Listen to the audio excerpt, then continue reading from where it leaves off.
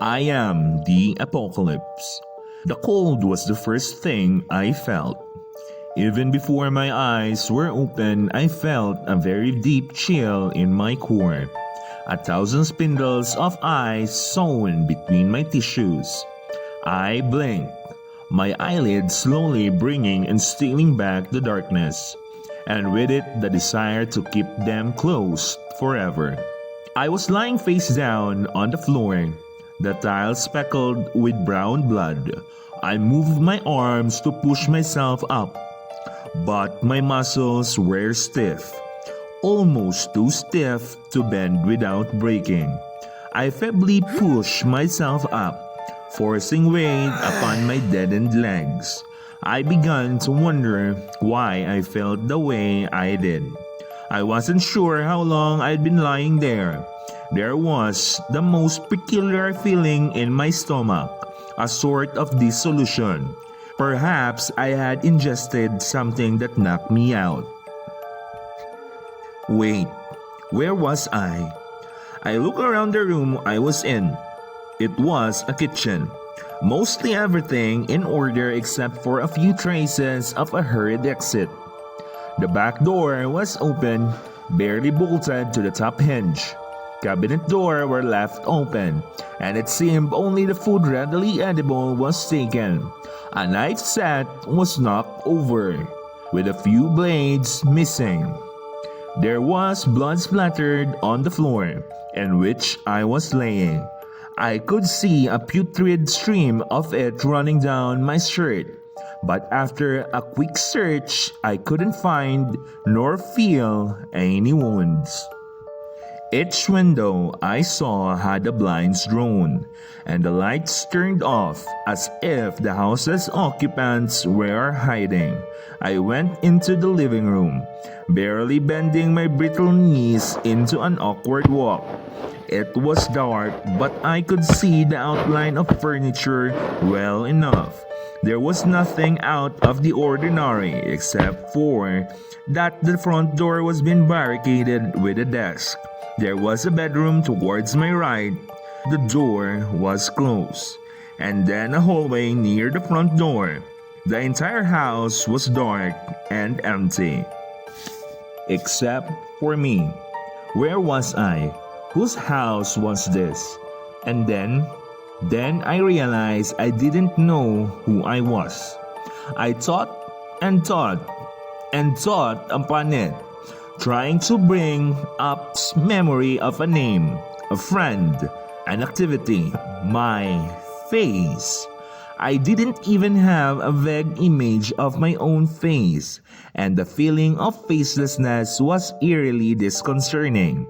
Trying to access my convoluted memory banks, I realized I couldn't remember anything other than the cold of waking up on that kitchen floor. I slowly became more and more sure that I had been poisoned, or perhaps had an allergic reaction. What makes one amnesic and unconscious? It had to be some sort of chemical. What if I live alone? I checked for a wallet in my pocket but found none. I tried to call out, but something was wrong with my voice, as it felt and sounded like my vocal cords were shredded. The only thing to come out was some sort of a strangled noise mixed with a phlegmatic sputter. I spat out a goob of blackish red blood caught in my throat. I couldn't taste it, but it looks disgusting on whoever owned the couch in front of me. Since no one had responded to my vocalization, I decided to leave. Going to the front door, I pulled the heavy desk aside. It was difficult, not because of the weight, but because of my limbs.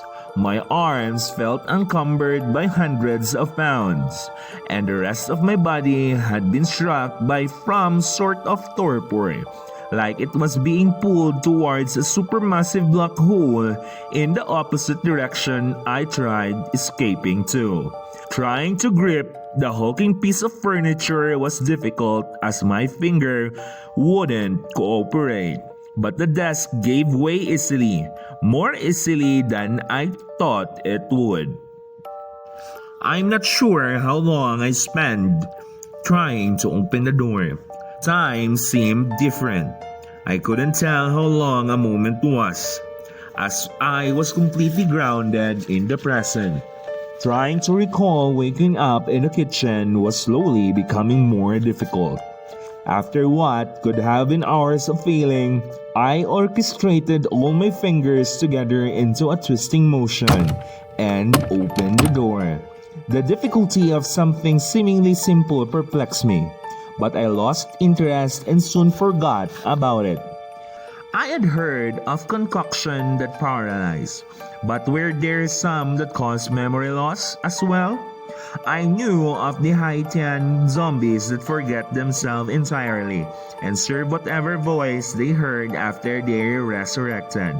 But there was no voice to command me. My experience wasn't as dramatic, but someone's blood was in that kitchen. Maybe I survived an assassination. I had been subdued on purpose, and I could still feel the result in my rigid muscle. But if amnesia was an intended side effect, what would someone stand to gain from it? I walked out the door into a suburban neighborhood, trying to figure this conundrum out. The sky was overcast and gray, a constant threat of some sort of foulness to rain from the heavens. The wind was strong, blowing various trash and debris down the street. I could see black smoke on the horizon, rising up to the columns with dark clouds. Step by step, I moved, the desiccated feeling body I was in down the driveway. I didn't see a single person, just signs of an exodus. Front doors were broken down or left open, windows smashed, burnouts from tires throughout the street, and a strange feeling of not being alone. I could sense someone was around. I could hear their heartbeat. I could feel their warmth. I needed to find them. I needed to know what was going on. Someone would help me, I was sure. So I began to walk. I made horrible progress, walking down the street on a pair of dead legs. I didn't mind it though. I was lost in a sort of mindlessness, not discontent of just be wondering. The whole time, the possibility of other people probed my brain, insisting I find them. Walking down a street through an internal maze of neighborhood, I came across a dog. A big Doberman. At first, he caught my attention in an interesting way. I looked at him enthralled, but then he caught a glimpse of me and started barking. The barking became louder and louder, and I began to grow irritated. The way the dog stared at me, fangs bared, caused my reverseness to subside. I could feel the fury cauterizing my body, crawling up to my spine, making my hands shake. This animal was challenging me. My prey strode over him, obviously to the deep growling. The dog readied himself to pounce, and the tough of this pathetic thing posing a challenge was amusing. He jumped forward, biting into my calf hard enough to cause a crunch to sound. But I was so full of rage, so full of hatred, my whole body was numb. I threw myself upon the dog, wrapping my hands around his neck tightly. I slowly began twisting my iron grip with as much force as I could master, and nothing in the world would stop me from breaking his neck.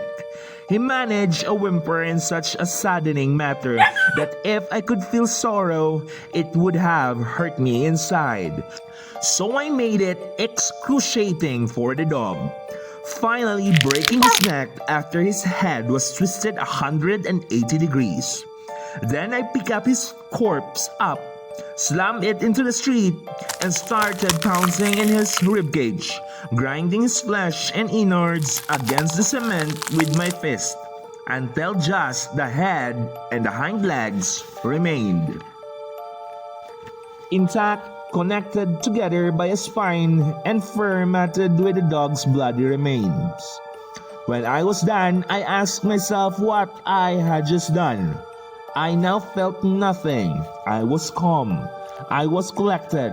My mind analyzed the situation and it deducted my anger as fair reaction, though I had a subconscious feeling that what I had just done was sickeningly wrong. What if I had brain damage? I had heard a story of how a man had brain damage in a specific area which caused him to fly into blind fury at the smallest slight. What if it happened to me? Enough oxygen deprivation can cause both brain damage and unconsciousness. Was I even mentally fit to be a human being anymore? I needed to find someone quickly. I continued on, eventually reaching the end of the neighborhood. Two cars were crashed into each other, and I walked up to them. One was empty while the driver of the other car was resting his head on the steering wheel. I walked over, opening the door and lifting his head up by the hair. His forehead was carved in. Pieces of skull broken off in his brain. He didn't smell particularly good, so I picked him up and threw him into the street. I sat in the car, looking at it. I was sure I'd driven cars many times before, but as I sat in that seat, I couldn't figure out what I was supposed to do. I grabbed the wheel, turned it. Nothing happened. There were a ton of buttons next to the wheel, and I began pressing them. One of them made a terrible noise come on, and after forgetting which one it was, I left. I was on a main street. There were cars parked in the lots out front of the Rectic shopping center, and occasional signs of violence streak upon the pavement or wall in a bloody fashion. The lights of miscellaneous shop were still on, though I could see no one inside. Automated traffic lights went through their cycles, unaware that they did nothing to serve the people who weren't there. The place was a ghost town, void of anything that might be alive. Then I saw someone. I was in the front of a grocery store, the entrance destroyed by a flipped car. The person I saw appeared to be a man. He limped, and it seemed like every time he put weight on his right leg, it would almost snap out underneath him. He was making his way into the apartment complex from the other side of the street. I tried yelling out to him, but all I could make was a groan. We continued to the complex ground, and I decided to follow him. When I passed the surrounding fence, however, I saw a group of people running up a flight of stairs into an apartment. One of them was holding a gun towards the man trying to follow, who seemed to be beseech something of them by holding his arms out. From the looks of it, he needed medical aid. And then they shot him. I immediately took cover behind the fence, peeking around the corner. The last person to go in was a woman who made the strangest feeling rise in my chest. I took a look at her and she stared at the corpse of the man her friend had just shot. She couldn't see me, however, and went inside. There was something peculiar about her. She contorted my capped lips into a goofy semi-grin. I had a feeling like I knew her, like I needed to know her again. Perhaps she could help me sort this whole mess out. Maybe I could find out who I was once. But I wasn't going to be able to approach them if they were just shooting random people. I made my way towards the grocery store. My muscles began to grow flexible and I could move a bit more smoothly now. Though the cough of the dog had bitten wasn't as strong as my uninjured one, I began to hope that whatever chemical was in my system was starting to wear off, and that there might be not permanent effects after all. I walked through the parking lot. The place was abandoned. Though it didn't seem voluntarily, some of the car doors were open, some painted red. One trunk was open, half filled with groceries and carton of eggs smashed upon the concrete. Next to it, dozens of carts were left astray. The cart that had rolled over had smashed the glass door leading into the grocery store.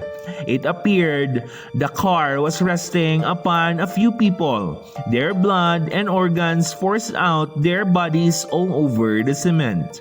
The wind blew. It was cold. I got to the dumpster behind the store and opened it up.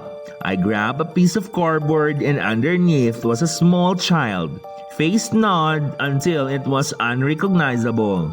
I could see the bone of the nose, though the cartilage was gone. There was an ear spot out next to his head, and the lips were eaten in a particularly vicious way, exposing smashed-in teeth and purple gums. The eyes had been slurped out, leaving the 8-year-old child staring into the sky with a lifeless gaze.